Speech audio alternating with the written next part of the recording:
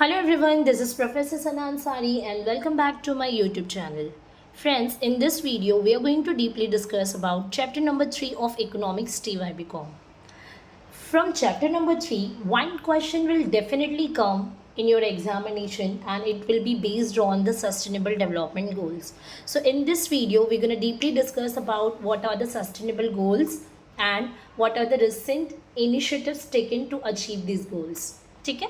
So now पहले introduction को हम लर्न कर लेते हैं. The United Nations General Assembly in September 2015 adopted 2030 Agenda for Sustainable Development that includes 17 Sustainable Development Goals and which are also called as Global Goals.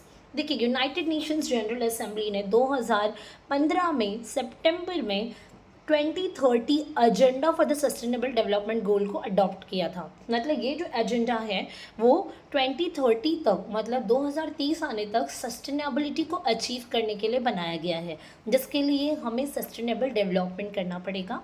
यानी continuous development होना चाहिए economy का without the shortage of the resources, जिसके लिए हमारे पास 17 SDGs है. इसका मतलब होता है सस्टेनेबल डेवलपमेंट गोल्स या आप कह लें ग्लोबल गोल्स. अच्छा, these are the goals which is setted to achieve not only a particular region's sustainability or the development but as a whole nation. Okay, now कुछ 17 गोल्स कौन कौन से हैं वो आपको जस्ट एक बार गो थ्रू करवाती हूँ, फिर मैं मेन क्वेश्चन पे आ जाऊँगी. जैसे goal 1 is no poverty, goal 2 is zero hunger, goal 3 good health and well-being, quality education, gender equality, clear water and sanitation, affordable and clean energy, decent work and economic growth, industry, innovation, infrastructure, reduce inequality, sustainable cities and communities, responsible consumption and production, climate action, life below the poverty, life below the water, life on land, peace and justice, strong institutions, partnership to achieve goals. Okay, ये कुछ 17 sustainable development goals बनाए गए. लेकिन basically ना questions में आपको ये पूरे 17 नहीं पूछते हैं. हाँ, लेकिन 17 आपको याद रखना है कि कौन सा गोल कौन सा है. फॉर एग्जांपल फर्स्ट गोल है, सो हमें पता है कि भाई it is for the no poverty, मतलब हमें यहाँ पे पॉवर्टी को कम करना है या ज़ीरो करना है. गोल 2 इज़ ज़ीरो हंगर.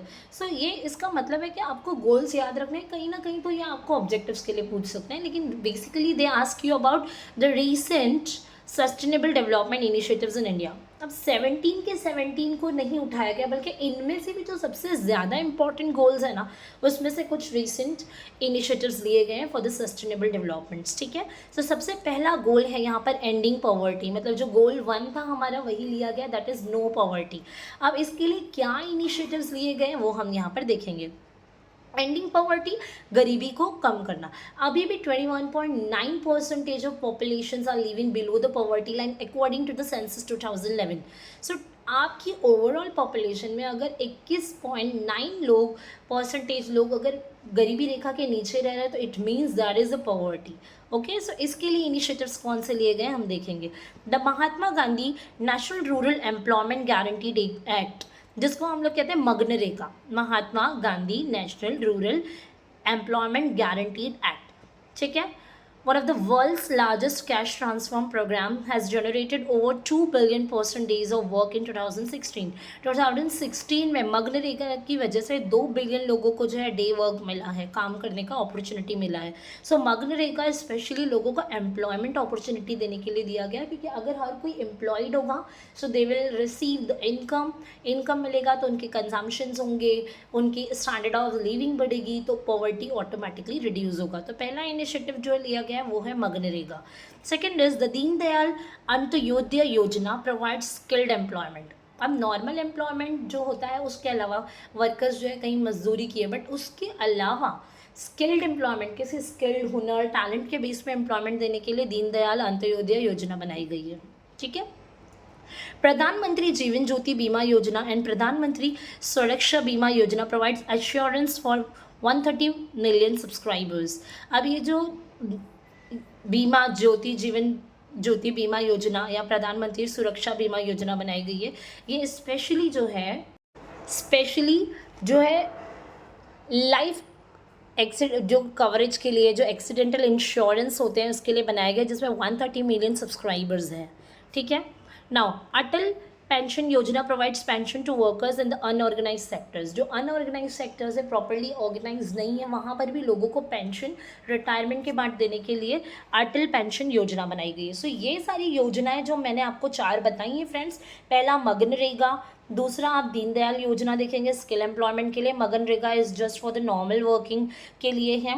प्रधानमंत्री जीवन बीमा योजना जो है एश्योरेंस के लिए दिया गया है, और फॉर एग्जांपल एक्सीडेंटल इंश्योरेंस के लिए भी दिया गया है। एंड अटल पेंशन तो पेंशन के, तो ये चारों योजना पॉवर्टी को एंड करने के लिए दिया गया है। तो ये पहला इनिशिएटिव था।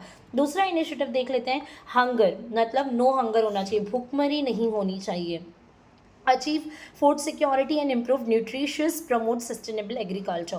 गोल टू इज़ नो हंगर ना, भूखमरी नहीं होना चाहिए, आप फूड सिक्योरिटी दें, और एक न्यूट्रिशियस प्लेट आपका बहुत होना ज़रूरी है जब भी आप मील लेते हो, ठीक है। सो उसके अकॉर्डिंगली ये योजना बनाई गई है गोल 2, जिसको अचीव करने के लिए इनिशिएटिव्स लिए गए हैं। क्या इनिशिएटिव्स है देख लेते हैं। नेशनल फूड सिक्योरिटी NFS बनाया गया, जिससे फूड का सिक्योर्ड होना और फूड का प्रॉपर ऑडिटिंग होना, उसमें कोई हैजर्डस मटेरियल्स नहीं जिससे लोगों की जान को खतरा हो, ये सारी चीज़ें देखने के लिए नेशनल फूड सिक्योरिटी बनाया गया। डिजिटलाइजेशन ऑफ राशन कार्ड्स, आपके जो राशन कार्ड्स हैं उनको जो है आधार कार्ड वगैरह से लिंक करके डिटेल्स के लिए बनाया गया है। ऑर्गेनिक फार्मिंग की गई है, जिससे ऑर्गेनिक चीज़ें हम कंज्यूम कर पाएंगे।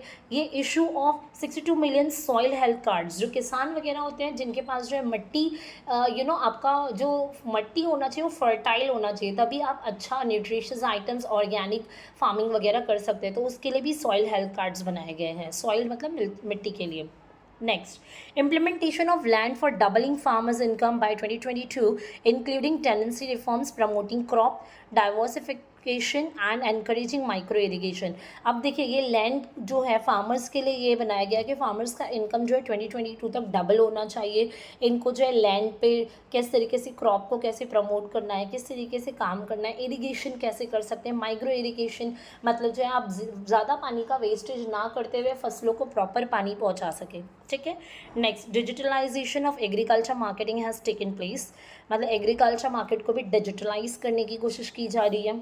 250 mandis are covered into the digital national agriculture marketing platforms. जो मंडीज़ होती थी नॉर्मल मार्केट वगैरह, इनको भी जो है एग्रीकल्चर मार्केट में कन्वर्ट किया जा रहा है। सो टोटल 250 मंडीज़ को कन्वर्ट किया गया डिजिटल नेशनल एग्रीकल्चर मार्केटिंग, ठीक है। नेक्स्ट, जैसे हम लोग कॉन्ट्रैक्ट फार्मिंग वगैरह कहते हैं, जहाँ पर दो अलग अलग कंट्रीज़ मिलके जो ट्रेड करती है। For example China and India can do contract farming. So जैसे किसी एक का लैंड होगा, किसी का रॉ मटेरियल्स होगा, दोनों मिलके जो है फार्मिंग करेंगे। सो थोड़ा सा डिजिटलाइजेशन आ रहा है। चलिए नेक्स्ट देखते हैं। तो ज़ीरो हंगर मतलब भुखमरी को कम करने के लिए ये सारा इनिशिएटिव्स लिया गया है। थर्ड गोल देखते हैं क्या है, ensure healthy life and promote wellbeing for all. देखिए हेल्दी लाइफ होगा सो लोगों का लाइफ एक्सपेक्टेंसी बढ़ जाएगा, मेडिकल हेल्थ केयर सर्विसेज अच्छी होंगी सो लाइफ एक्सपेक्टेंसी बढ़ जाएगा। सो गोल 3 ये है कि हम लाइफ एक्सपेक्टेंसी या अच्छी तरीके से वेलबींग के लिए क्या करेंगे। तो देखिए इनिशिएटिव्स क्या लिए गए हैं, drinking water programmes, hygienic environment hygiene होना चाहिए, प्रॉपर ड्रिंकिंग फैसिलिटीज़ होना चाहिए पानी के लिए अच्छा, और फिल्टर्ड वाटर होना चाहिए जिससे किसी को कोई प्रॉब्लम ना हो, ठीक है। Universal health insurance for families below the poverty line, जो भी लोग पॉवर्टी लाइन के बिलो रहते हैं उनकी फैमिली का इंश्योरेंस कराने के लिए कोशिश की जा रही है, क्योंकि ये वेलबींग का एक पार्ट है, ठीक है। चलिए नेक्स्ट पढ़ते हैं। Achieve gender equality and empower all women and girls. देखिए gender equality it means there should not be a discrimination on the basis of gender like male और फीमेल। इसके लिए गोल 5 बनाया गया। The government and the state has initiated about the Beti Bachao and Beti Padhao to elevate the status of girl child. जो भी girl child है उनके status को एलिवेट करने के लिए, बढ़ाने के लिए, उनको एम्पावरमेंट देने के लिए जो है बेटी बचाओ बेटी पढ़ाओ की जो योजना बनाई गई है। Maternity benefits programme has been launch for the pregnant and lactating mothers. Maternity benefits मतलब जो है अगर जैसे ऑफिस में भी अगर कोई प्रेग्नेंट वुमेन है सो इनको जो लीव दिया जाता है लास्ट में 3 मंथ्स 4 मंथ्स, बेबी बॉर्न होने के बाद 3 मंथ्स 4 मंथ्स, तो ये मैटरनिटी बेनिफिट्स देना। Women empowerment centres are being establish for providing services at village level. Even जो विलेज गाँव देहात वाले एरिया पे भी विमेन को एम्पावर करने के लिए अलग अलग सेंटर्स बनाए जा रहे हैं, ठीक है।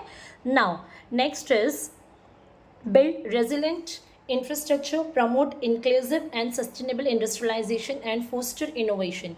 अब देखिए ये जो है बेसिकली इंफ्रास्ट्रक्चर को प्रमोट करने के लिए, इंडस्ट्रीज़ को प्रमोट करने के लिए, नए इन्वेंशंस को लाने के लिए गोल 9 सेट किया गया है, जिसमें हम लोगों ने मेक इन इंडिया इनिशिएटिव्स, जो मैं आगे आपको इसके ऊपर शॉर्ट नोट्स बना के देने वाली हूँ, expansion of all forms of transformation को बढ़ाना, जो भी ट्रांसपोर्टेशन है आपका, डिजिटली एम्पावर्ड सोसाइटी को डिजिटलाइज्ड कराना, startup India, make in India initiatives वगैरह लिए गए हैं। ठीक है, now rest of the two, conserve and sustainability use ocean seas and marine resources. जितने भी गोल 14 बनाया गया है, इस पे भी इनिशिएटिव्स लिए जा रहे हैं, जिससे हम क्या कर सकें, हमारे जो ओशन है, सी है, मरीन जो लाइफ है, उसको कंजर्व कर सके, उसको सेव कर सके।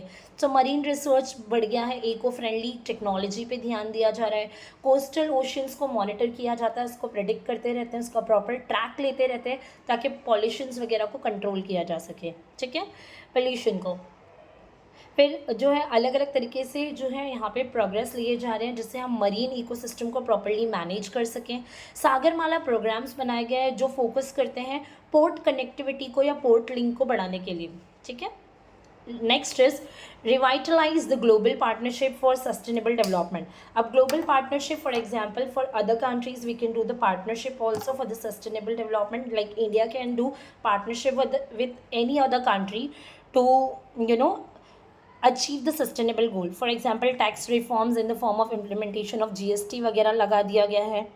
फाइनेंसिंग सस्टेनेबिलिटी एनर्जी रिसोर्स, कहीं और से आप फाइनेंस कर सकते हो एनर्जी के सोर्सेज को। FDI पे फोकस किया जा रहा है, क्योंकि partnership it means you can do trade with the foreign countries, या you can do participation, you can do a friendship with the neighbouring countries और the outside the country. So foreign direct investment पे भी initiative लिया गया है। ठीक है, और साउथ एशिया सैटेलाइट वगैरह बनाए गए, जिससे हम लोग जो डेटा वगैरह को इजीली शेयर कर सकते हैं, valuable data with the neighbouring countries like Nepal, Bangladesh, Bhutan, Sri Lanka, Maldives and Afghanistan. Okay, so these are the recent initiatives are taken by the concerned authorities to achieve the sustainable goals and development. Okay, so here we have completed this question. So if anybody have any doubt and difficulty, you can make a comment on my YouTube channel. That's all enough for today. Bye bye, have a nice day and take care.